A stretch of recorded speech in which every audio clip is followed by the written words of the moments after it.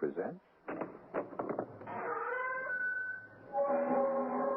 Hello, all you beautiful creatives. Welcome back to my channel. My name is Dahlia, and it's so good to see you again. Let's get right into it.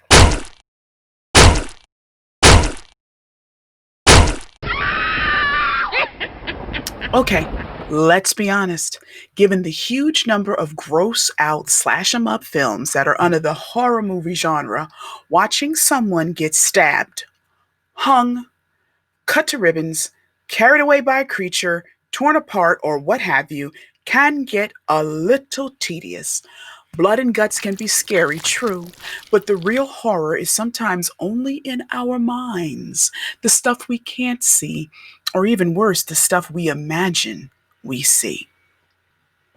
Following this, and based upon a comment from one of my Facebook friends, I compiled a list of horror slash scary movies in black and white that you may enjoy. Some of the classics, if you will.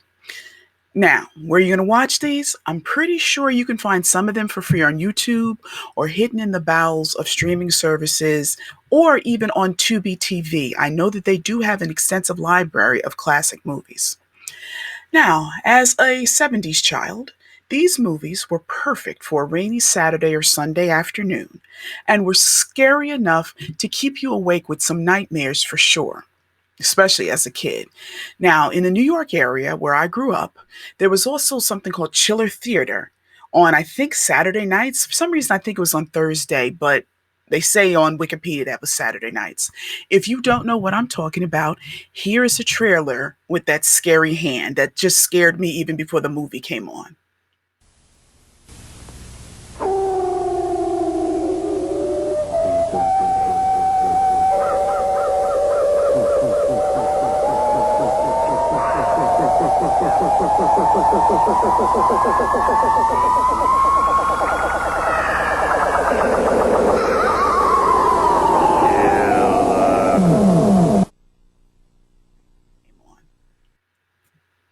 Now that we're in the mood for frights, let's begin my list of 10 scary movies in black and white.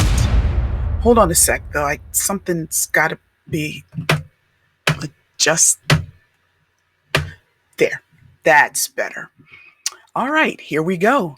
Number 1, The Thing from Another World, 1951.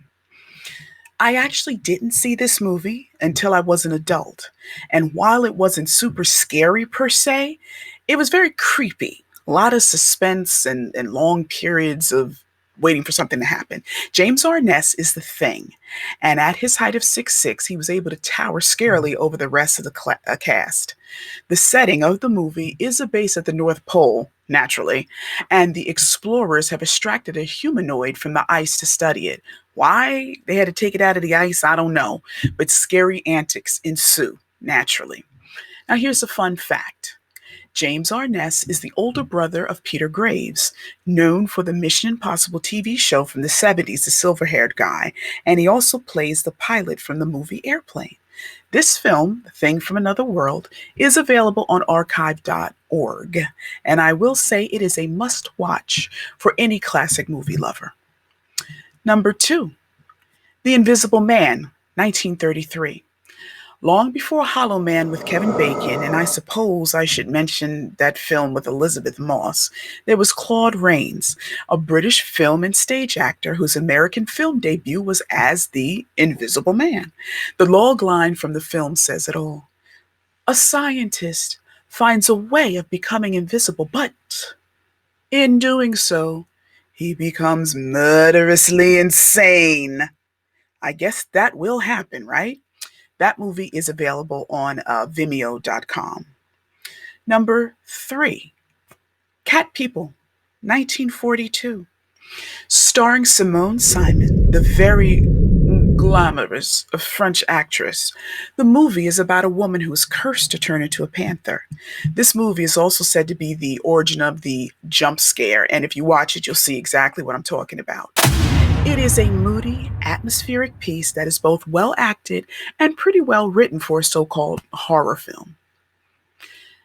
Number 4, The Incredible Shrinking Man, 1957.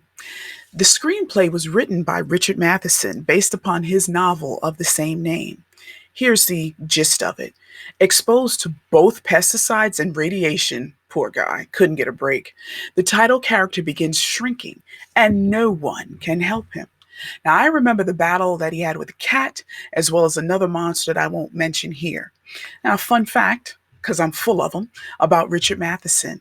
He also wrote many Twilight Zone episodes, the ones hosted by Rod Serling, as well as I Am Legend, which was made into 2 movies that I recall. One is a Will Smith movie of the same name, and The Omega Man, which starred Charlton Heston of Planet of the Apes fame. So Richard Matheson was he also wrote Duel, which was Steven Spielberg's TV debut movie starring Dennis Weaver. So there you go. Number 5, House on Haunted Hill, 1959. The setup is simple, but isn't it always? An eccentric millionaire offers $10,000 to be locked in a haunted house, also located on a haunted hill according to the title, and you have to stay there overnight. Seems real simple, right? Easy way to make some money. But the house may have other plans. The movie stars Vincent Price, which should be enough to compel you to watch it. Can't go through this without any trivia. Fun fact for you young ones. Vincent Price is the voice who does the rap at the end of Michael Jackson's Thriller, and I do believe House on Haunted Hill is available on Tubi TV. Number 6, Them from 1954. Ants affected by none other than atomic testing. Oh, say it ain't so, Joe, not the atomic testing. These giant ants invade a New Mexico town with disastrous results.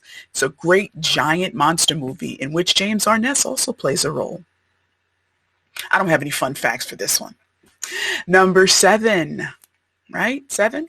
Dr. Jekyll and Mr. Hyde from 1931. Based on the story by Robert Louis Stevenson, this story is about a man who faces terrible consequences when he creates a potion that allows his dark side to run wild, starring Frederick March. There's also another version made 10 years later starring Spencer Tracy, but the Frederick March version is available on archive.org, I'm pretty sure. Now we're up to number 8. I'm not holding my fingers up. This one is called The Uninvited from 1944. If you're a fan of haunted house / ghost stories, then this film starring Ray Milland of Dial M for Murder and The Lost Weekend is for you. He's purchased a Seacoast mansion for like really cheap. Watch out for that. And soon finds out why. Here we go. Trivia. Martin Scorsese put this on his list of 11 scariest horror movies of all time. A song used in the movie, Stella by Starlight, was written specifically for this film, which Scorsese uses in his film, I believe, Casino. It's either Casino or Goodfellas. Either way, The Uninvited is a slow, creeping horror that will make the hairs stand up on the back of your neck. So enjoy. Now we are at number 9, The Night of the Hunter, 1955.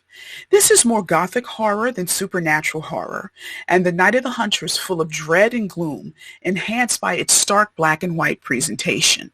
Robert Mitchum, who is also in the original Cape Fear, is this supposedly God-fearing preacher who has love and hate tattooed on his knuckles, like Radio Raheem from Do the Right Thing. Scary as well as picturesque, much like a grim fairy tale, especially since the characters in danger are 2 children. So he's the preacher's basically looking for some money or trying to kill the kids because they know where the money is or something like that. Now, number 10. Since this last one, I'll give you fingers. Night of the Living Dead, 1968. No black and white horror movie list is complete without this movie.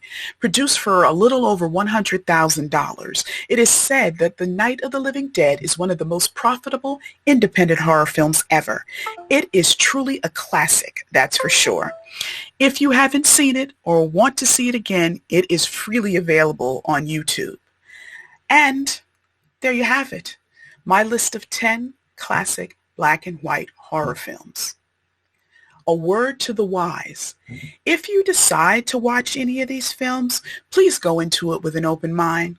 remember the time period in which they were actually filmed and the mores and morals and traditions of that time. Many of the tropes that you see in modern horror films were gleaned from these movies. So try not to dismiss these older films as being cheesy. They were certainly scary enough for their time. Do you have a black and white horror film of your own that gave you the creeps?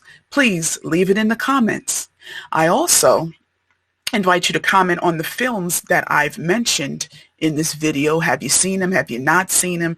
Do you like them? Do you want to see them? Have you want to see them again? Now, thank you so much for watching. If you like the video, please press like, maybe share it. And if you're not part of the family yet, please feel free to subscribe. We'd really love to have you. Stay beautiful. Stay creative.